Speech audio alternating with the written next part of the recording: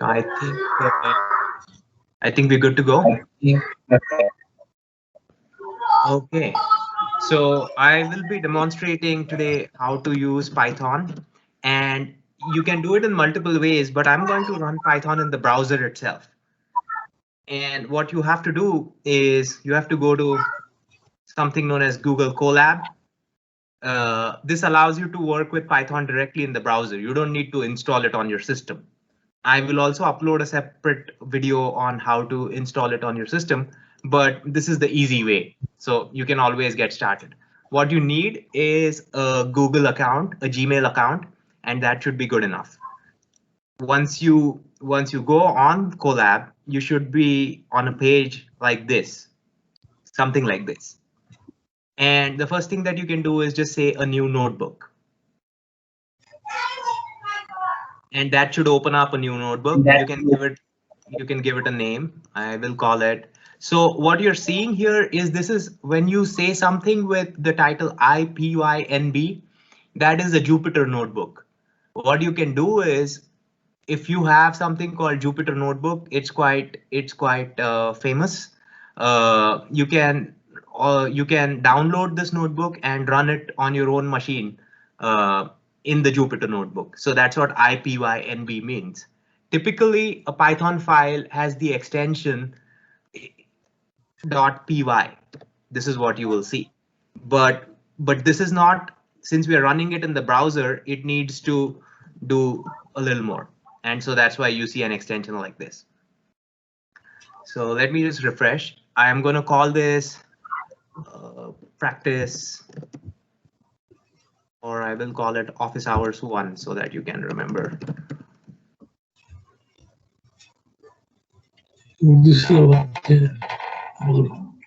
not on mute. So let's see if anyone has posted any questions. So can we use the links available in the Blackboard for installing PyCharm in Windows 10? Yes, definitely. Go ahead with the installation. You will also need a link to install Python on your machine. So if that does not work, please let me know. I can help. Thing that we will do is, let's say if I want to print something, if I want to just say print, all that I would do is say print. Then I would open and close round brackets. So the round brackets are the one above the figure 9, above on the keyboard. If you look at 9 and 0, if you press shift and that should give you those brackets. And I would just say, let's say my name, or I could just say CSC 120, whatever you print in here, you can get it as an output. Hit that run and you should see. So this is what, if you were to run this as a Python code from a Python file, you will see the same thing. So that's the first step. So now let's say now if I wanted to, instead, you can always put something within the quotes, but let's say if you wanted to make this a variable. So what you can do is take that away. Let's call it. So this is what a text output is, what it will look like. And I will give it the name, this thing. So this is the name of the variable, and this is the name of, and this is the string. Now, when you see an is equal to, in mathematics, it works both ways, that this is equal to this and this is equal to this. In programming, it is actually, you can think of it that you are assigning CSC 120 or whatever you have within the quotes to this guy. So whatever you put in here is sort of going to come and sit inside the text output. So now if I say text output, it will still print the same thing, nothing different, but I have an advantage. What I can do is I can start parameterizing it. I can just say hello here, and I should get this. Now let's say that I wanted to make it even more parameterized, I wanted to have a different greeting. So let's call this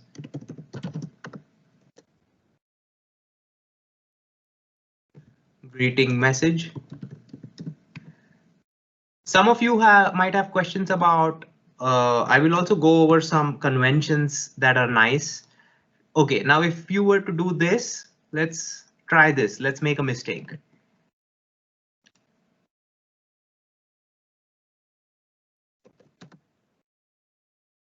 Let's see what happens. I have put one inside quotes. I have put another directly this way. Let's see what it says.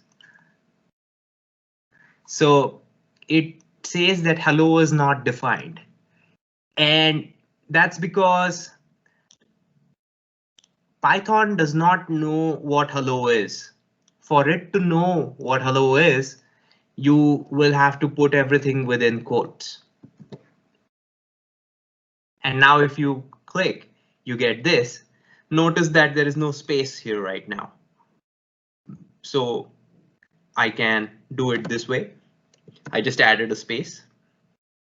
And I run this, and now you have this. But let's say if I don't want to add a space, I can also do it another way.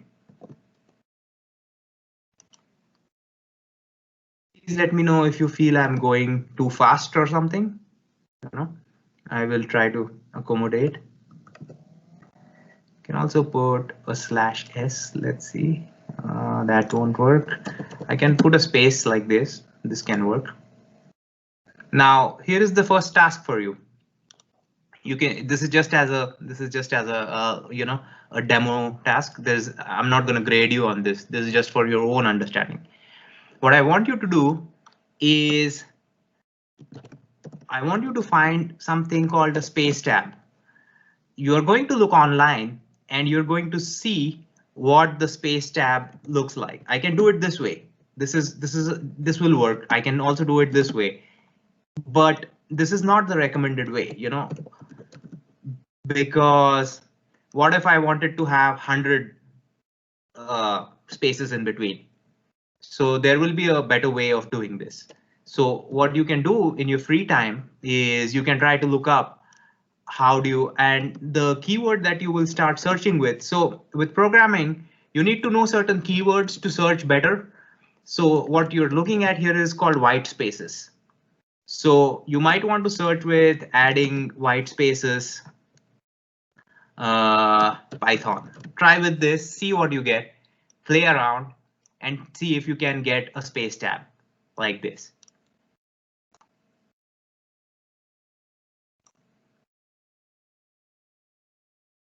Okay. Now let's see. So far we've seen how to print strings. Let's look at if I wanted to, let's say, print hello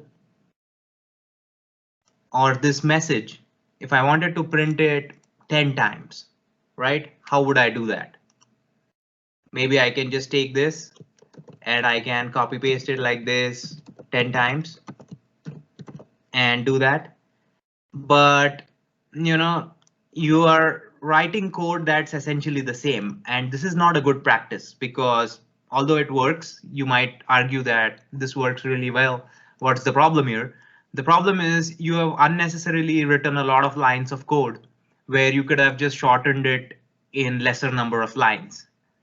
So how can you do that? Let's look at that.